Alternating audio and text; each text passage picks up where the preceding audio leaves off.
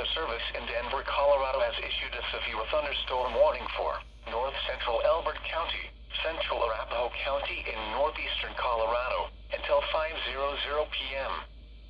At 4:33 p.m. Mountain Daylight Time, a severe thunderstorm was located 10 miles south of Byers, or 36 miles northwest of Lehman, moving northeast at 25 miles an hour.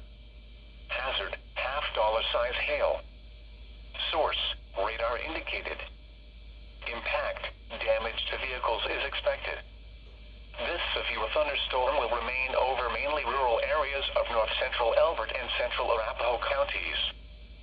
For your protection, move to an interior room on the lowest floor of a building.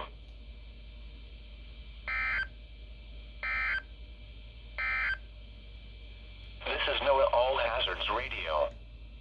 Your normal program has been suspended due to severe weather in the listening area.